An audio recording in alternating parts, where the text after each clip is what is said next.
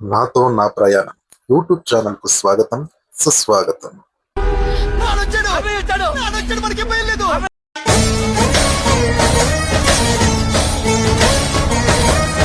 Music dance வேணுமா dance இருக்கு, fight வேணுமா ஃபைட் இருக்கு.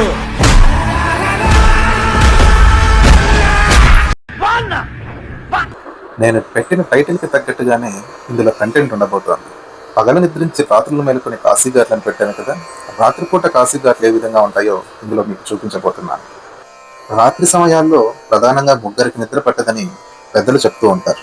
ఈ కోవకు చెందిన వారిలో మొదటివాడు యోగి. యోగి ప్రశాంతమైన వాతావరణం రాత్రుల్లోనే నెలకొని ఉంటుంది కాబట్టి రాత్రుల్లో తన సాధనలు చేసుకోవడానికి జపము, తపము, హోమము వాటిలో నిమగ్నమై మేల్కొని ఉంటాడట.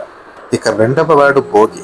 భోగి తన పోగలాల సత్వము చేత పగలు నిద్రించి రాత్రుల్లో మేలుకొని ఉంటాడు. అందుకే మనకు క్లబ్బులు, పబ్బులు అన్ని కూడా రాత్రిపూటనే తారసపడుతూ ఉంటాయి. మూడవ వాడు రోగి. రోగికి పగటి కంటే రాత్రిపూట రోగబాధ అధికంగా ఉంటుంది కాబట్టి అతనికి సాధారణంగానే నిద్రపడతాడు. ఈ ప్రశాంతమైన గంగా ఘాట్లలో మీకు ముగ్గురు తారసపడతారు. ఇప్పుడు మీరు చూస్తున్న దృశ్యం హరిశ్చంద్ర ఘాట్లోని. ఇక్కడ డీజే పార్టీ ఏర్పాటు చేశారు ఫారినర్లు.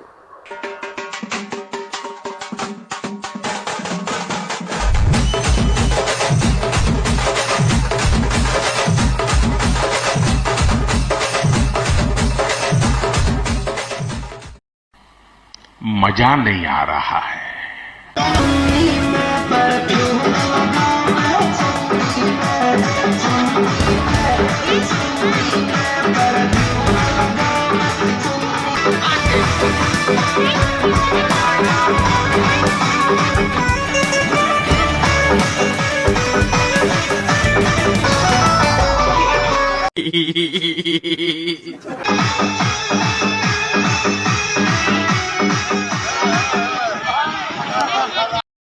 Not bad, not bad. Now you. And his name is John C. Run.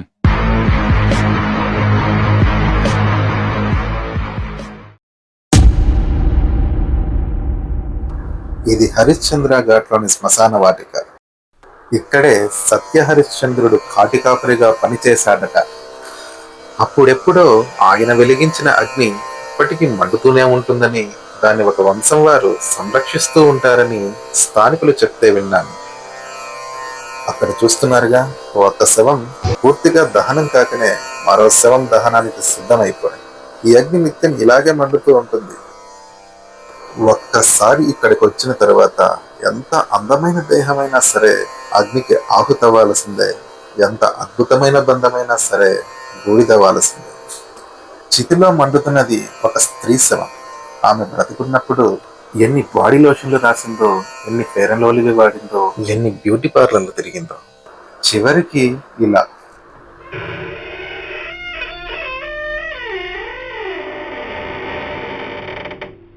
ఇంతలోనే మరో చిత్రమైన సంఘటన నాకు తారసపడింది. ఇక్కడ అఘోరాలు శ్మశాన ఖాళీ సాధన చేస్తూ కనిపించారు.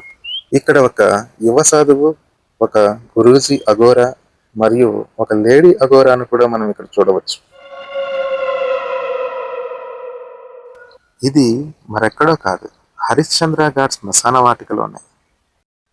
చూస్తున్నారు కదా, ఇక్కడేమో శవాలు కాల్చబడుతున్నాయి, మరి అక్కడేమో శవ సాధనలు జరుగుతున్నాయి.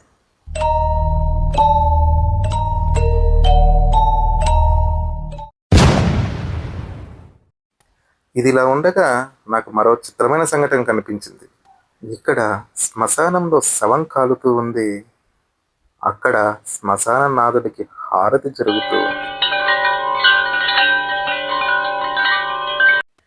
దాని వెనక బాణసంచా కాలుతున్న దృశ్యం బర్త్డే పార్టీ చేసుకుంటున్నారు.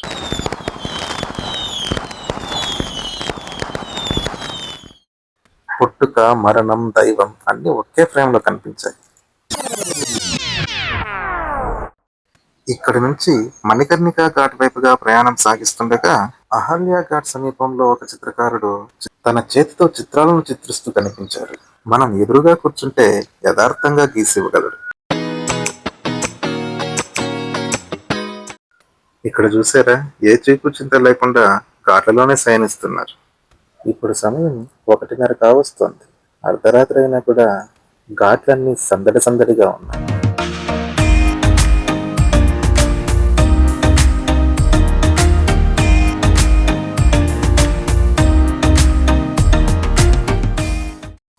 ఇక్కడున్న ఫారినర్ ఫ్లూట్తో తన టాలెంట్ని చూపించాడు. తర్వాత తాత ఏం చేశాడు చూడండి.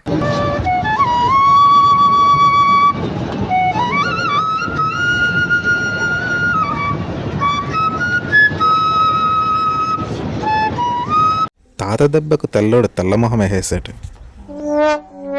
చేసేదేం లేక ఎలా వాయిస్తున్నాడు డీటెయిల్స్ కనుక్కుంటున్నాడు చూడండి.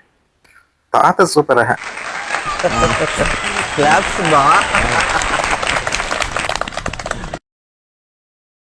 అక్కడ నుంచి మణికర్ణిక ఘాటుకు చేరుకున్నాము. ఇక్కడ శివుణ్ణి ఇప్పుడే అలంకరిస్తూ ఉన్నారు. సమయం 3 గంటలుగా వస్తుంది. సరే, ఇక్కడ నుంచి ముందుకు వెళ్ళగానే అక్కడ ఏంటో జనాలు గుమి కూడా ఉన్నారు. చూద్దాం, ముందరికెళ్ళా చూద్దాం రండి.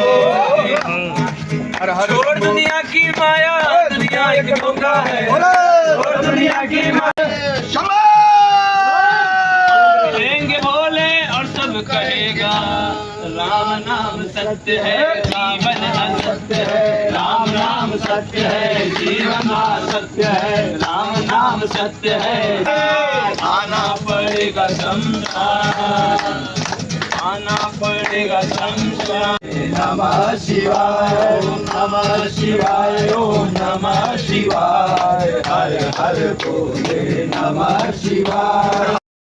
సరే, అక్కడ నుంచి ఇంకాస్త ముందుకెళ్ళగా ఫారినర్ అఘోరి కనిపించాడు. మా ఫ్రెండ్ గారు ఆశీర్వాదం తీసుకుందామన్నాడు. సరే అని అక్కడికి వెళ్ళాం. ఆశీర్వదించమని వెళ్తే రక్త కొట్టు పంపించాడు. అదే నెమిలీకుల రక్త కొట్టు పంపించాడు. అరే నీ అబ్బా. ఇది పగటిపూట మణికర్ణిక ఘాట్.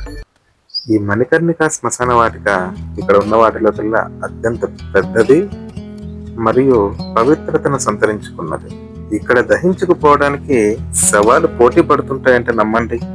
నిత్యం వేలాది దేహాలు దహిస్తూ ఉంటారు ఇక్కడ. చూస్తున్నారుగా, అక్కడ ఒక శవం కాలెక్కిన మరో శవం వెయిటింగ్ లిస్ట్ లో ఉంది. We can make it, but don't we ever just take some chances and stop your thinking and start your living. Get your shoes on, we're going dancing.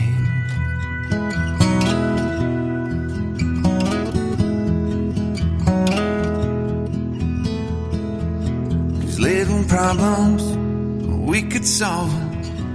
Try another. ఇప్పుడు ఈ శవాన్ని గంగలో ముంచి తీసుకొస్తున్నారు. ఇక్కడ మొదట గంగా స్నానం చేయించి తర్వాత కట్టెల్లో కాలుస్తారు. ఇక్కడ ఫ్రీగా ఏం కాల్చరు. నిప్పు కట్టెలు కొనుక్కోవాల్సిందే. కాశీలో కూడా కపాల మోక్షానికి కాసులే కావాలి. చితి మండాలంటే చిల్లర కావాలి. దైవ దర్శనం కావాలంటే ధనం ఉండాలి.